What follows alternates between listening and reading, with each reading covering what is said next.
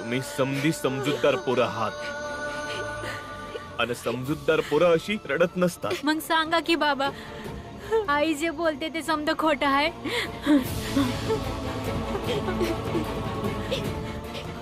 जर माझ्या बोलण्यानं खोटं झालं असतं तर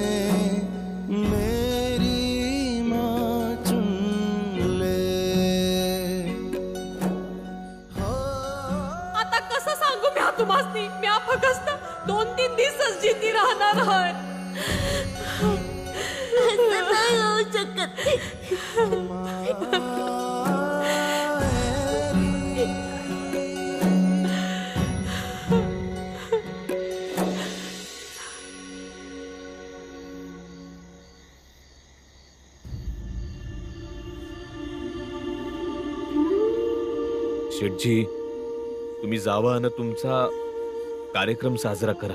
आम्ही इतके पण वाईट नाही आहोत की अशा स्थितीत वाढदिवस साजरा करू. नाही शेठजी, भीमाबाईचं शेवटचं सपान आहे. मरता मरता तिला शेवटच्या क्षणी भी तिला ना सौताला उदास राहायचंय ना आपल्यामुळं तिला दुसऱ्यांना उदास बघायचं आहे. त्यामुळे तुम्ही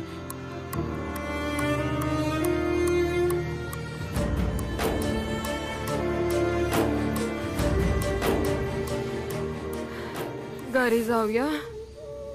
भीमा, नाही, आम्ही कुठे भी नाही जाणार आणि तू भी कुठे नाही जाणार.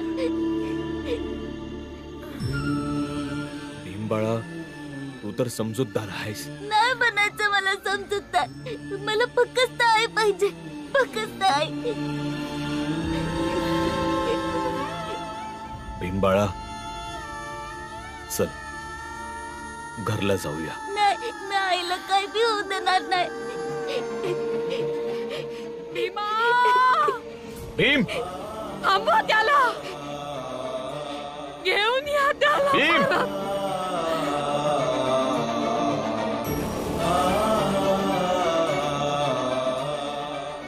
भीम, भीम, बाळा कुठं जातोयस? बाबा, मी वैद्यबाईकडे जातोय. तिच्याकडे औषध असणार. वैद्यबाईकडे कुठलंच औषध नाही आहे. मग मी मुंबईच्या डॉक्टरांकडे जाईन. त्यांच्याकडे तर औषध असेल ना. वैद्यबाईने सांगितलंय की या आजारावर काय भी औषध नाही आहे. असं कसं होऊ शकतं की आजाराचं काय भी औषध नाही? काहीतरी औषध असेल ना. जाऊन बघूया ना बाबा, चला ना. भीम बाळा, उद्या सकाळच्याला मी जाणार आहे. हे बघ बाळा, कठीण वेळेमध्ये धैर्य ठेवायला पाहिजे. एका पोरासाठी आईपेक्षा मोठं काय नसतंय, पर दुःख वाटल्यानं कमी होतंय. चल.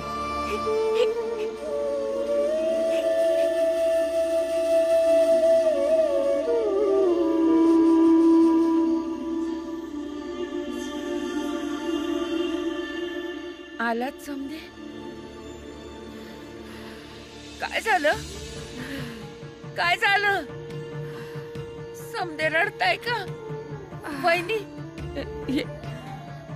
काय झालं? अरे काय झालं? कोणी सांगा तरी काय झालं? आत्या, आई, हं, काय काय झालं आईला? आई आम्हासनी सोडून जाणार आहे. सोडून जाणार आहे म्हणजे कुठं जाणार आहे? कुठंच नाही जाणार आई. मी आणि बाबा जाणार आहोत इस्पितळात, मुंबईला. आणि मुंबईत जर औषध नाही मिळालं तर आम्ही 7 समुद्र पलीकडे बी जाऊ. आई अशी कशी मरू शकते? हं? इस्पितळ? हा काय बोलतोय भाऊ? हा काय बोलतोय? वहिनी, वहिनी, वहिनी, समज काय आहे?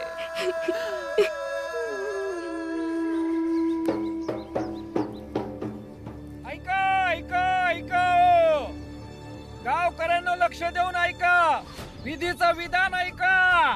ऐका ऐका ऐका, गावकऱ्यांना लक्ष देऊन ऐका.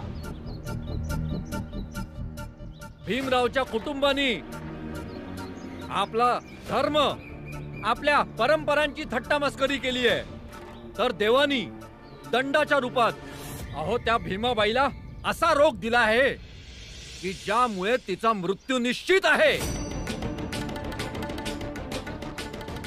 हा आपला विजय आहे आणि या विजयाचा आनंदोत्सव आपण पूर्ण गाव मिळून साजरा करूयात.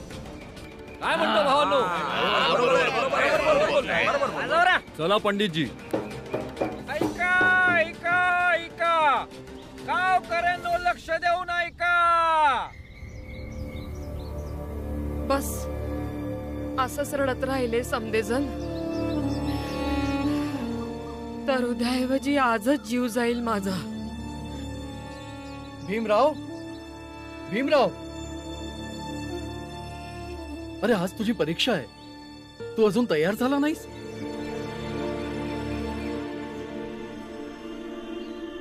काय झालं?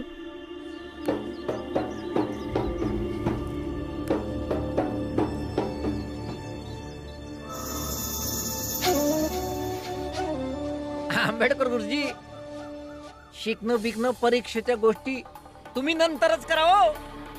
एक आनंदाची गोष्ट आहे का, हे भीमाबाई आहे ना, हिला देवाने एक असा रोग दिलाय की बस 1-2 दिवसात हिचा कार्यक्रम संपल. हा गुरुजी, आमच्या धर्मात, आमच्या परंपरेत हस्तक्षेप करण्याचा दंड या बाईला देवाने दिलाय, समजलं? या कुठल्या अर्थहीन गोष्टी करताय तुम्ही? अरे गुरुजी, अहो ही शोक सभा बघून तुम्हाला काही कळत नाहीये का? हे बघा, मी समजवतो गुरुजी तुम्हाला.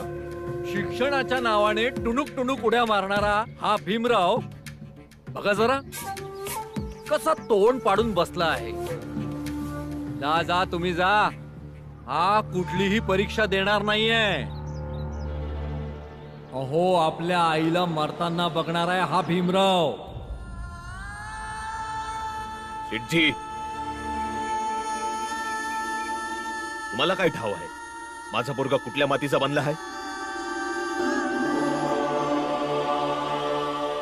निंबाळा, तू परीक्षा द्यायला जाणारच. मला नाही द्यायची परीक्षा. आय रामजी, आता तर तुला कळलं असेल ना, तुझं पोरग कोणत्या मातीत बनलं आहे ते.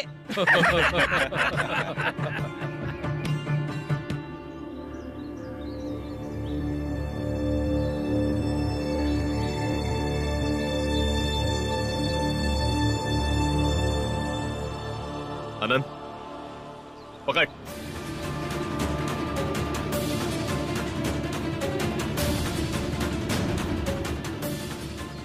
भीम, तुझ्या परीक्षा दिल्यानं आणि न देण्यानं तुझ्या आईचं आयुष्य एक क्षण भी वाढणार नाही आहे. आणि आज तुला हे ठरवायचं आहे की संकट आणि दुःखाला घाबरून तुला परीक्षा द्यायची आहे की नाही.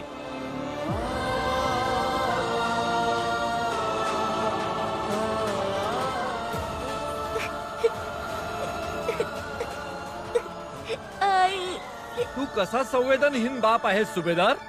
एकीकडे त्याची आई मरते आहे आणि दुसरीकडे तू याला परीक्षेसाठी पाठवत आहे. वा.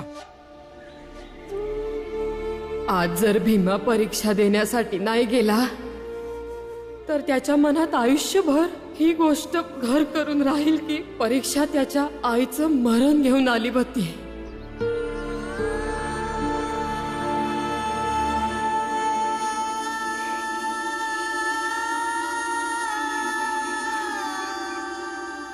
भीमा, एक गोष्ट चांगल्या तऱ्हेनं समजून घे. निवड नेहमीच पर्यायामध्ये असते, कर्तव्यामध्ये नाही. परीक्षा देणं तुझं कर्तव्य आहे, पर्याय नाही. भीमा, म्या तुला सांगितलं नाही कधी बी, पर म्या जेव्हा लहान होती ना तर शिकायचा लई नाद होता मला. पर एक तर मुलगी होती, वरून त्या काळात कोण शिकत होतं. म्हणूनच माझे पोरं जेव्हा शिकतात ना तेव्हा मला वाटतं म्याच शिकतेय. दप्तर घेऊन, खायचा डब्बा घेऊन हातात शाळेत जाते ना तेव्हा मला वाटतं की म्या दप्तर घेऊन, जेवणाचा डब्बा घेऊन शाळेत जातेय. जेव्हा तुला चांगले गुण मिळतात तेव्हा मला वाटतं की म्या पास झालीये चांगल्या गुणांनी. म्हणून तुझी आई पर्याय नाही होऊ शकत तुझ्या शिक्षणाचा, कधी बी नाही. म्हणूनच जा जा.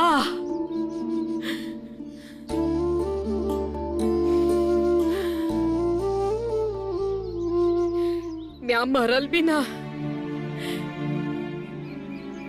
तरी तुझ्या पुस्तकांच्या अवती भोवती राहणार नेहमी एखाद्या अड्या नावाने, जिला तू कधी कधी शिकीव. हा,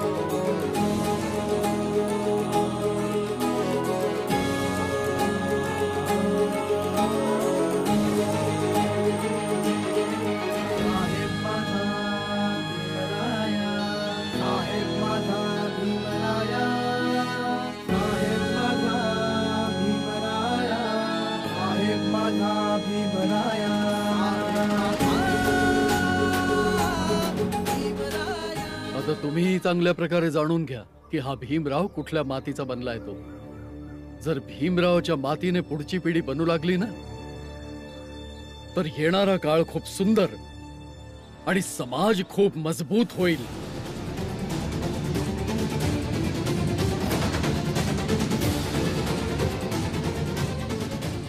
अरे आता बायकोचा जीव जात आहे तरी तुम्हा लोकांना देवाचा इशारा, त्याची नाराजगी आणि त्याचा राग कळत नाहीये तुम्हाला.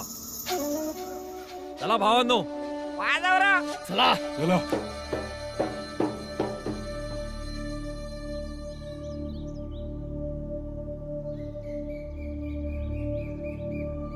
भीमाबाई, मी बॉम्बेला जातोय. डॉक्टर साहेबांनी भेटून येतो. काय बी फायदा नाही. बरं व्हायचं असतं तर पहिल्या वेळेला मुंबईवरनं औषध घेऊन आले तेव्हाच बरी झाली असती. म्या भीमाबाई, मला माझ्या समाधानासाठी तरी जाऊ देत. उद्या काही हे नको वाटायला की मी प्रयत्नच केला नाही. राज्याला परत येईन.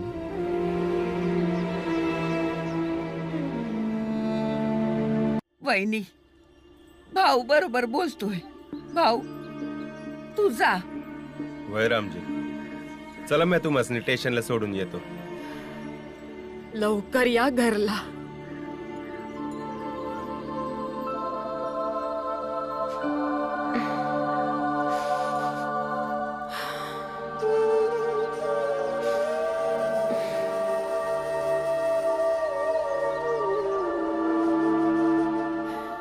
चला मी समद्यांसाठी जेवण बनवते. आई, आमासनी भूक नाही. आमासनी काय बी नाही खायचं. वय आई, आम्हाला नाही खायचंय. तू फक्त आमच्या बरोबर बस की.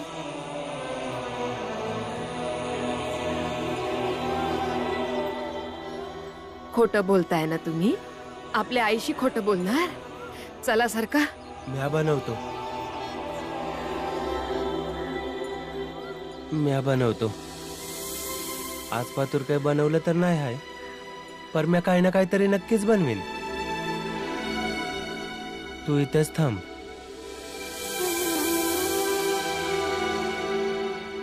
लवकर लवकर आज जाऊन दादाची मदत करा, नाहीतर तुमचा बाळा दादा पाणी बी गरम नाही करू शकणार.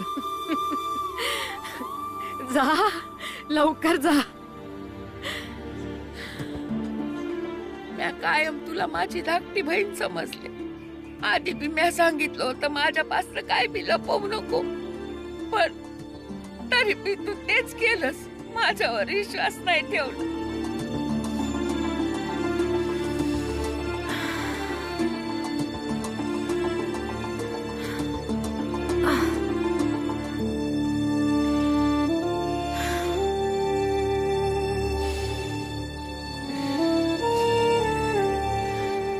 ताई, माझी कायम हीच इच्छा होती की माझं कुटुंब आनंदात राहावं. जर या कुटुंबावर काय बी संकट येणार असेल तर आधी माझ्यावर यावं. कारण ना माझं काही कर्तव्य आहे, ना जबाबदारी, आणि ना माझ्या माग कुणी रडणार. किती सहज म्हणालात ना तुम्ही. काही जबाबदारी नाही, काही कर्तव्य नाही. या समध्या आघाऊ पोरांना कोण सांभाळत? हा, यांची जबाबदारी तुमचीच आहे ना. हे बघा ताई, मी आधीच सांगते, माझ्या कोणत्या भी पोराला, माझ्या नवऱ्याला काही भी त्रास झाला नाही पाहिजे. हा, तुम्ही असताना.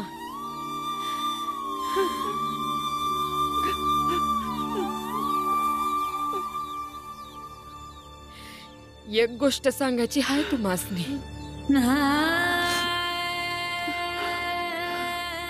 म्या गेल्यानंतर या कुटुंबामध्ये जी जागा रिकामी होईल ना, ती भरून निघाली पाहिजे.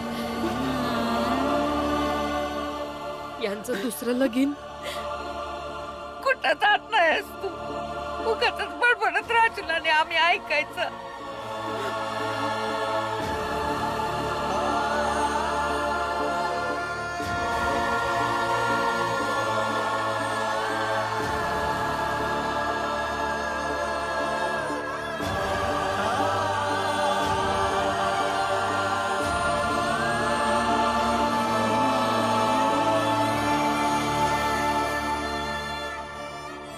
असं भाऊ खून विचार नका करू ताई. हे गरजेचं आहे. जर कोणी दुसरी भीमाबाई आली तर माझ्या समध्या पोरांना आई मिळेल. काय म्हणालीस तू? दुसरी भीमाबाई? दुसरी भीमाबाई असू शकत नाही. भीमाबाई एकच आहे. दुसरा कोणी बी भीमाबाई होऊ शकत नाही.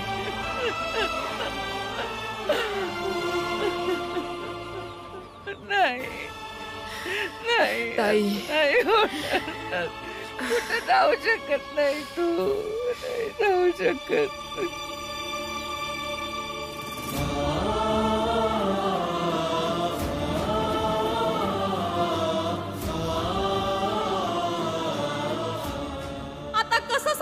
तुम्हासनी म्या फक्त 2-3 दिवसच जिती राहणार आहे.